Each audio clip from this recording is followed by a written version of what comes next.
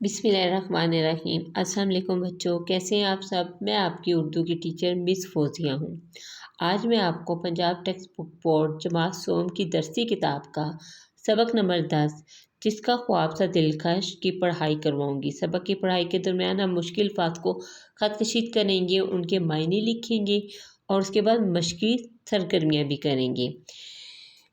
تو آئیے ہم اپنے سبق کا آغاز کرتے ہیں۔ یہ سبق علامہ اقبال کے بارے میں ہے جس کا خواب تھا دلکش۔ خواب کہتے ہیں خیال کو جو اکثر ہم جاگتے ہوئے بھی دیکھتے ہیں اور نیند میں بھی اکثر کوئی نہ کوئی خواب یا خیال آتا ہے۔ دلکش کہتے ہیں پیارے کو۔ سب سے پہلے ہے تلفظ سیکھیں۔ تلفظ سیکھیں، جو مشکل الفاظ دیے گئے اس سبق کے اندر آپ کو اس کو ادا کرنے کا طریقہ آنا چاہیے۔ تو چلیے میرے ساتھ پڑھیے۔ عجیب، فاضل، مصور، قیادت، جدوجہد، قبل۔ اب جب میں آپ کو سبق کی پڑھائی کرواؤں گی تو آپ نے مشکل الفاظ کو نہ صرف خط کشید کرنا ہے بلکہ ان کے معنی بھی لکھتے جانا ہے۔ رات کا نہ جانے کون سا وقت تھا جب سیالکوٹ میں اللہ تعالیٰ کے ایک نیک بندے شیخ نور محمد نے ایک عجیب و غریب خواب دیکھا۔ عجیب و غریب کو کہتے ہیں نرالا، مختلف، ڈفرینٹ۔ انہوں نے دیکھا کہ ایک میدان میں بہت سے لوگ جمع کو خط کشید کریں، اکٹھے ہوئے ہوئے۔ ایک سفید کبوتر ہوا میں چکر لگا رہا ہے۔ چکر کو خط کشید کریں۔ چکر کا مطلب ہے بار بار آ جا رہا ہے یا گردش کر رہا ہے۔ لوگ ہاتھ اٹھا کر اسے پکڑنے کی کوشش کر رہے ہیں۔ لوگ کسے پکڑنے کی کوشش کر رہے ہیں؟ لوگ اس کبوتر کو پکڑنے کی کوشش کر رہے ہیں جو ہوا میں گردش کر رہا ہے۔ وہ کبوتر کبھی نیچے آتا ہے اور کبھی واپس آسمان کی طرف اڑ جاتا ہے۔ اچانک وہ کبوتر نیچے آیا اور شیخ نور محمد کی گود میں گر گیا۔ گود کہتے ہیں آغوش کو، پہلو کو۔ گود کو خط کشید کریں۔ سارے لوگ اس کو پکڑنے کی کوشش کر رہے ہیں لیکن وہ کبوتر کہاں آیا؟ شیخ نور محمد کی گود میں آیا، نیچے آیا اور آ کے ان کی گود میں گر گیا۔ وہ کئی روز تک اس خواب پر غور کرتے رہے، سوچتے رہے۔ آخر وہ اس نتیجے پر پہنچے کہ ان کے ہاں ایک بچہ پیدا ہوگا جو بڑا ہو کر اسلام کی خدمت کرے گا۔ جو انہوں نے خواب دیکھا تھا اس کے بعد انہوں نے جب غور و فکر کیا تو انہیں یہ سمجھ آئی کہ ایک بچہ ان کے ہاں پیدا ہوگا جو بڑا ہو کر اسلام کا نام روشن کرے گا۔ 9 نومبر 1877 کو اللہ تعالیٰ نے انہیں خوبصورت بیٹے سے نوازا عطا کیا جس کا نام انہوں نے محمد اقبال رکھا۔ محمد اقبال نے اپنے والد کے خواب کو سچ کر دکھایا جو انہوں نے خواب دیکھا تھا اور تاریخ میں مفکر پاکستان اور مصور پاکستان کے نام سے مشہور ہوئے۔ مفکر پاکستان اور مصور پاکستان کو خط کشید کریں۔ مفکر پاکستان کہتے ہیں سوچنے والے کو، غور و فکر کرنے والے کو۔ مصور پاکستان کہتے ہیں بنانے والے کو۔ آپ نے ابتدائی تعلیم سیالکوٹ سے حاصل کی۔ ابتدائی تعلیم کو خط کشید کریں۔ ابتدائی تعلیم کہتے ہیں پہلی 5 جماعتوں کی تعلیم، 5 تک کی تعلیم، جہاں آپ کو مولوی سید پیر حسن جیسے فاضل استاد ملے۔ فاضل کہتے ہیں عالم کو، جنہوں نے آپ میں علم کی سچی محبت پیدا کی۔ FA کا امتحان سیالکوٹ سے پاس کرنے کے بعد آپ لاہور تشریف لے آئے۔ FA کہتے ہیں 12ویں جماعت کو، اور گورنمنٹ کالج لاہور میں داخلہ لیا۔ یہاں سے آپ نے BA اور MA کے امتحان اعزازی نمبروں سے پاس کیے۔ اعزازی نمبر کہتے ہیں تعریفی یا عزت بڑھانے والے نمبر۔ 1905 میں آپ اعلیٰ تعلیم کے لیے یورپ تشریف لے گئے۔ 1905 میں MA کرنے کے بعد آپ اور اعلیٰ تعلیم حاصل کرنے کے لیے ملک سے باہر ایبراڈ یورپ چلے گئے۔ 1908 میں وطن واپس آ کر آپ نے وکالت شروع کر دی اور سیاست میں بھی حصہ لیا۔ 3 سال کے بعد آپ وطن واپس آ گئے اعلیٰ تعلیم حاصل کر کے، اور آپ نے اس کے ساتھ ساتھ وکالت شروع کی اور سیاست میں بھی حصہ لیا۔ اس وقت ہندوستان پر انگریزوں کی حکومت تھی۔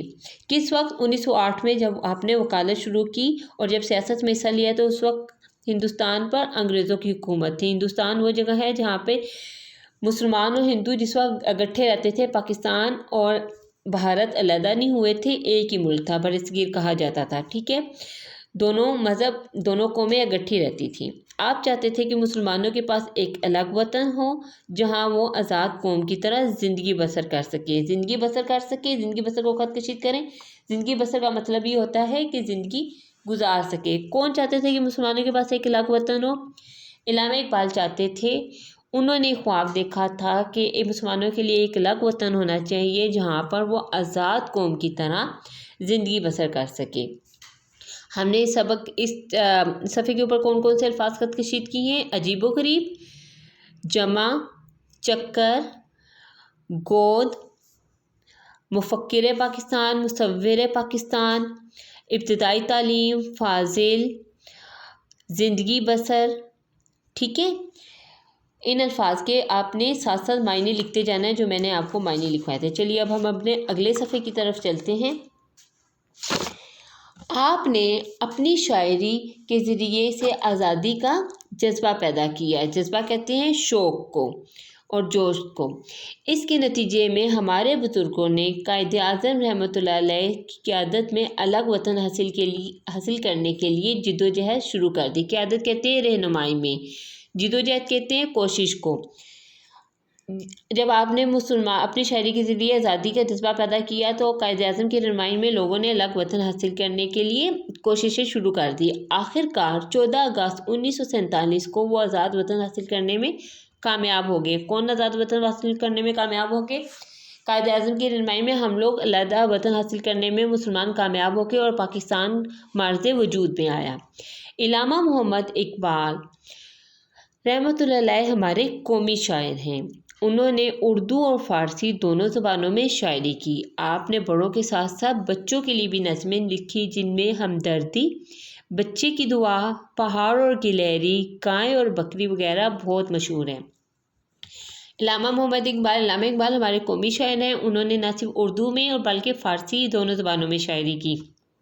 اپنے بڑوں کے ساتھ ساتھ بچوں کے لیے بھی نظمیں لکھی جن میں ہمدردی، بچے کی دعا، پہاڑ اور گلہری اور گائے اور بکری، یہ مختلف لیولز کے اوپر آپ کی مختلف کلاسز کے اندر، جماعتوں کے اندر یہ نظمیں موجود ہیں۔ ٹھیک ہے، علامہ محمد اقبال رحمۃ اللہ جب تک زندہ رہے مسلمانوں کی ترقی کے لیے کوشش کرتے رہے۔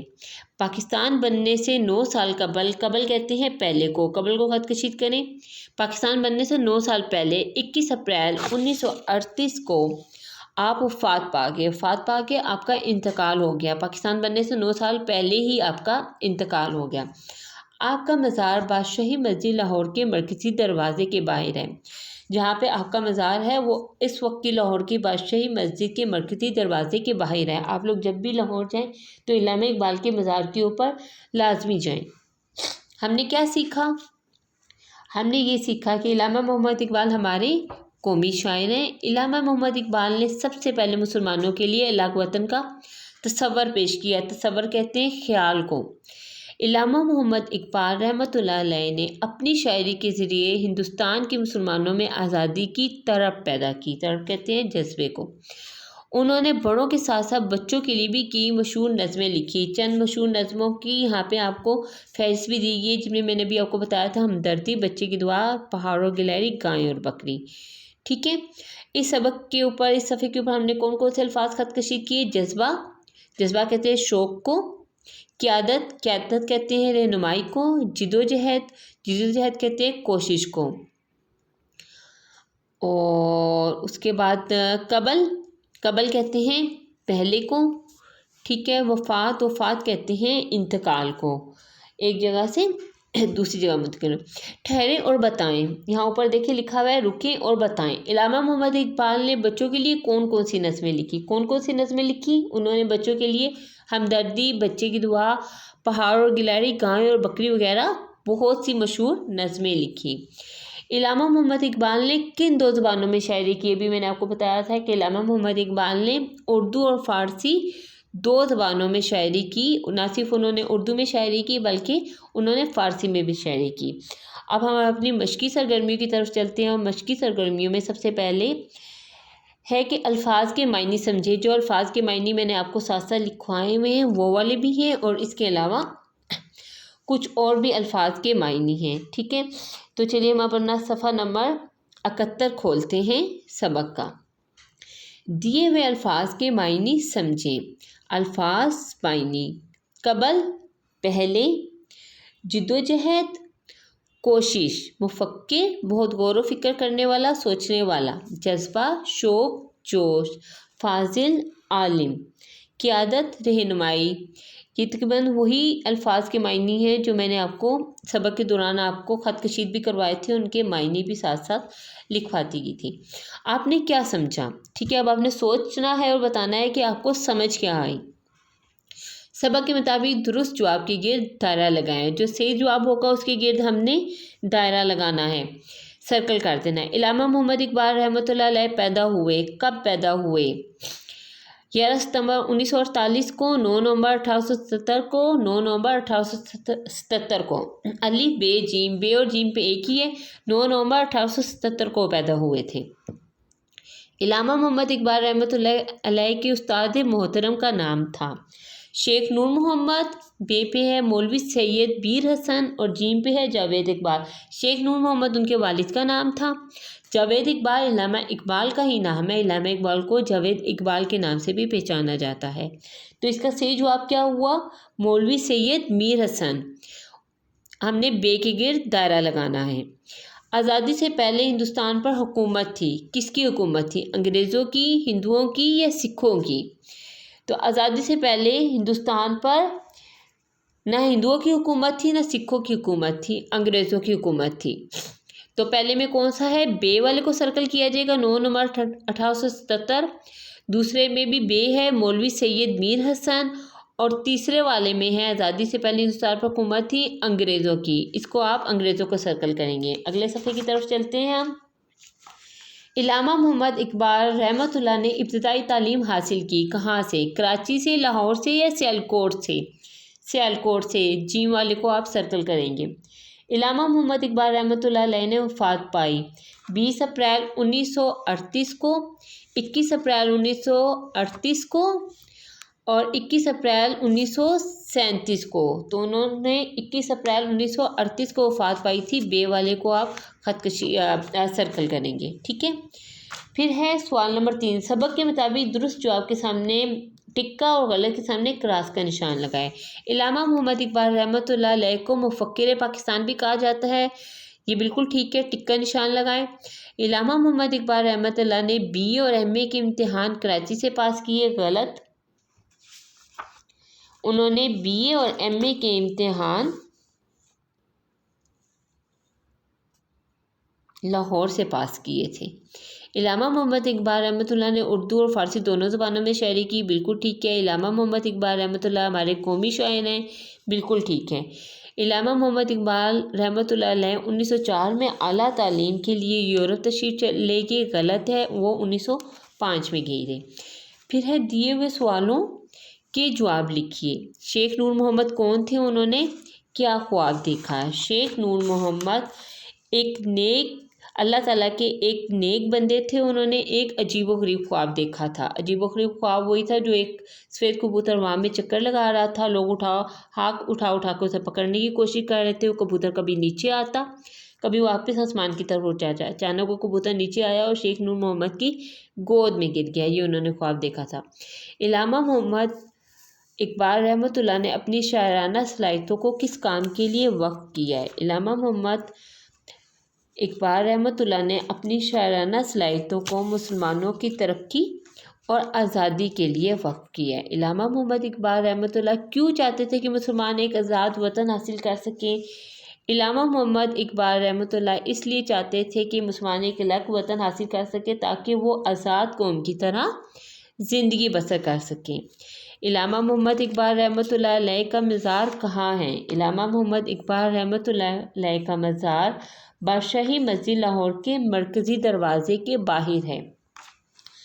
फिर आखिरी और सवाल है इसका, आप बड़े होकर अपने वतन की खिदमत कैसे कर सकते हैं? अब ये आपने सोच कर बताना है कि आप बड़े होकर एक फ़ौजी बनकर, एक इंजीनियर बनकर, एक डॉक्टर बनकर किस तरह आप अपने वतन की खिदमत कर सकते हैं। वतन की खिदमत करने के लिए आप कोई भी पेशा इख्तियार कर सकते हैं। प्रोफेशंस आपको पता है, मुख्तलिफ प्रोफेशंस होते हैं, मुख्तलिफ पेशे होते हैं जिनको आप अपना कर अपने वतन की खिदमत कर सकते हैं। ठीक है, ये था हमारा आज का सबक। इस सबक में अगर आपको कोई मुश्किल पेश आई हो, कोई ऐसी बात जो आपको समझ नहीं आई, तो आप वो मुझसे पूछ सकते हैं। ठीक है, मैंने अपनी तरफ से पूरी कोशिश की है कि आपको ये सबक समझ आ जाए और उसके मुश्किल अल्फाज के मायने भी समझ आ जाएं। ٹھیک ہے، آپ کو میرا یہ سبق کیسا لگا؟ اگر اچھا لگا تو آپ کمنٹس میں بھی بتا سکتے ہیں، اور اگر کوئی چیز مشکل لگی ہے تو آپ مجھ سے بھی وہ پوچھ سکتے ہیں۔ اب سبق کا اختتام کرتی ہوں۔